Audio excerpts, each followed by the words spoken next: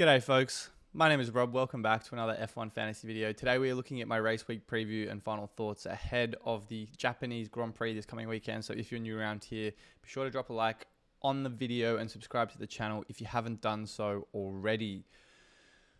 So first headline I wanted to cover off in this video was the Sauber wheel nut. It's very well documented how many problems this has caused Valtteri Bottas and Zhou Guanyu through the first three races of the season. They've had pit stops that have taken so much time. They're probably still in Australia changing tyres as we speak, but it is not a great sign for a team that has two very affordable budget enablers that are obviously having their race hindered week in, week out because of the fact this wheel nut is not allowing them to change tyres quickly in the pits and resulting in pit stop times of upwards of 20, 30, 40 seconds in some cases. So that's essentially ruining their races as soon as they do pit for a new set of tyres.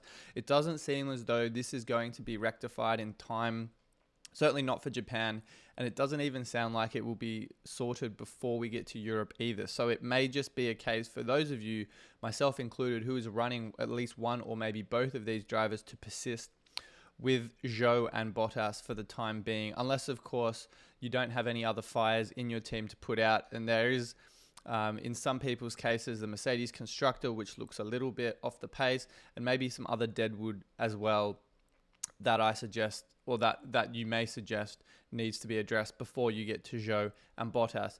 Zhou in particular is one such driver that has made a name for himself for making great overtakes and passes, certainly in the fantasy landscape, a kind of driver that will just, even if he doesn't qualify that well, make a few positions gained ahead of the field and then make a few overtakes as well, can come out of a weekend with anywhere between 5 and 10 points, which I think is great value for someone at his price.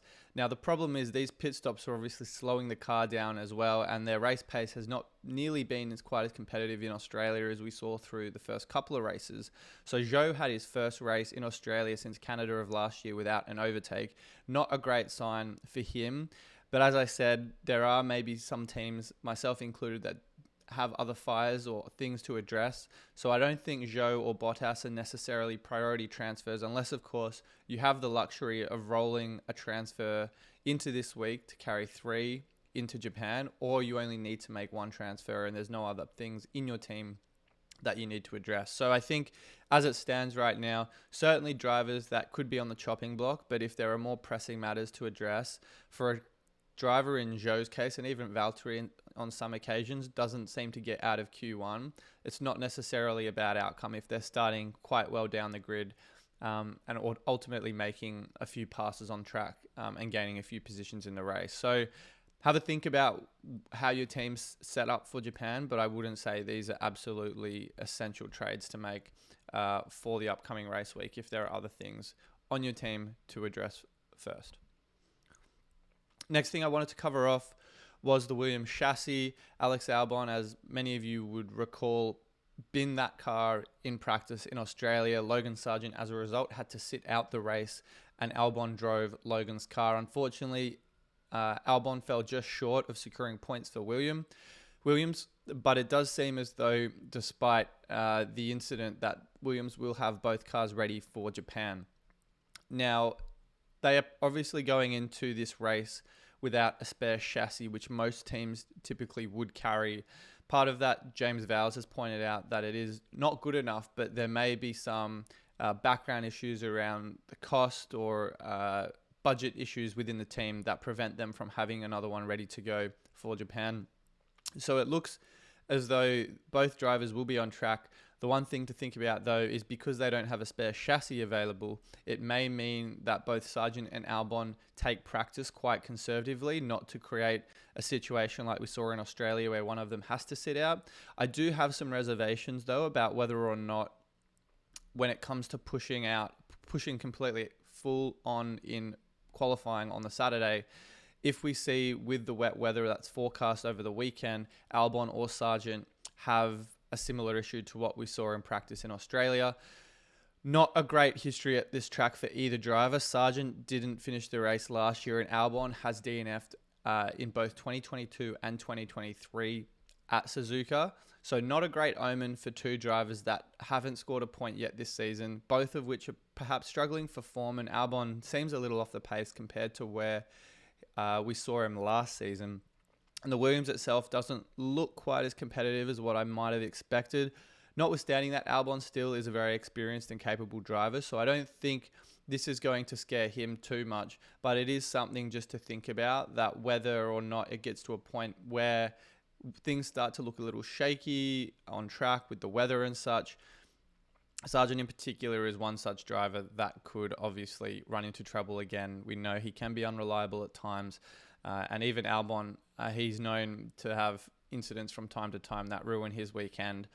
Australia, a bad omen there. He crashed on the same turn in 2023 as he did in the most recent Grand Prix, and he's coming up to a track where he's had consecutive DNFs at. So it is something to be a little bit worried about. For me, I'm not too superstitious, but you want to have drivers at particular tracks.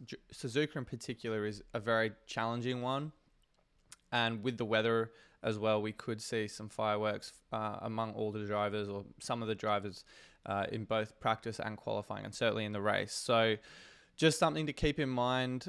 I will be monitoring this situation very closely, and there are some drivers at a similar price point to Albon, who I do have in my team at the moment, that I would consider potentially swapping out in favour of him if we do think that rain could really wreak havoc for our teams this coming weekend. As for the weather report, very heavily forecast for rain this weekend. It looks as though it's only going to increase as we get to the Sunday. Now, there is some talk around whether or not the no negative is a viable chip to use, and I think it absolutely should warrant serious consideration on any weekend there is wet weather. There's an inherent risk of DNFs across the board when the track is slippery. And even when you've got a reliable team that you think is experienced and capable of navigating these conditions, anything can happen that completely ruins not just a race for a driver or a team, but also your fantasy team as well. Now, I've got these guys on the screen as some examples that ultimately could not necessarily just be affected by DNFs, but also drivers that many of us have typically run recently as our DRS Boost 2X option. I've got Leclerc in my team. Sainz is a very popular option coming off the back of his win in Australia, and Max, for a lot of people, where he's won the last two races in a row, has come into the conversation as an extremely reliable driver, despite what eventuated in Australia, with a great record at Japan. And for those that can afford Verstappen, Red Bull and Ferrari, is the obvious candidate for the DRS boost in those lineups. So I think the autopilot is more of an insurance policy if you chose to activate it at Japan against the wet weather. I'm not suggesting any of these drivers are going to be at more of a risk of not finishing the race than, say, the Strolls or the Sargents, but I do think that it does cover against any unexpected eventualities. And it certainly means that even if Max hypothetically was to DNF here, even if you had someone like a Magnussen or a Stroll that made it to the end of the race, having that autopilot that defers to your highest scoring driver that weekend is probably a welcome result compared to the poor folk that were unfortunately hit with the negative 20 that you would have scored had you had Max as your DRS boost in Australia. So I think autopilot certainly a good chip to use in the wet weather. There's also going to be opportunities to use that later in the season when mechanical failures and the like are a problem. So I've thought about potentially using the autopilot chip this weekend. As for the no negative, it also prevents any scoring categories that are less than zero from getting to that point. It'll reset any of those scores back to zero. So I think if you're worried that some of your team, if you're running, say, a double Sauber lineup, a Logan Sargent and an Alex Albon, for instance, all of which have concerns over them, the no negative would hopefully cross out any of those points lost for DNFs or positions lost. So I think that's certainly something to think about, and the weather is, as I mentioned, going to worsen as the weekend progresses. So come Sunday, we could see quite a wet race where strategy goes out the window. So just keep that front of mind because I definitely think we could be in for an interesting race if the weather stays that way. In terms of my chip and team strategy for this weekend, I've talked about the no negative and the autopilot. Albon, as I said, doesn't have a great record here in recent times, and the autopilot, I think, serves as a hedge against anything happening to our DRS boost drivers that we don't foresee. In terms of the upcoming sprint weekends, as I've pointed out in previous videos, a great opportunity to deploy more powerful chips to capitalize on the extra session of racing and scoring we get. So I think if you're inclined to use the limitless chip or the extra DRS boost chip in Japan, I don't necessarily think that's an optimal time to use it, just because there's not just going to be wet weather here, which may inhibit opportunity for extra overtakes, but also the less than desirable opportunity to score more points that you would otherwise afford at a sprint race weekend. So I think saving your limitless and your extra DRS boost for the upcoming sprints is certainly something worth thinking about. I have got one eye potentially on using one of those chips at Miami, but I've also got eyes on that for Austria as well. So I think saving the more powerful chips for the upcoming sprint race weekends is obviously a strategy many fantasy strategists are looking at doing. I think forward planning with an extra transfer, if you have the ability to roll that into China or certainly carry that again into Miami, would also mean you have a bit more flexibility to attack the sprint race weekends, target those informed drivers that are looking like they're going to score more points over multiple sessions. But in terms of other chips for Japan, it's not really a race that I would recommend anything outside of no negative or autopilot right now. There's a lot that could go wrong in the wet if you went with the limitless or the extra DRS boost. So I would certainly hold off on using those for the time being. I think we'll look quickly at how my team's shaping up for the weekend. As I pointed out so far, I've had Zhou and Albon as two drivers that I've talked about already in this video.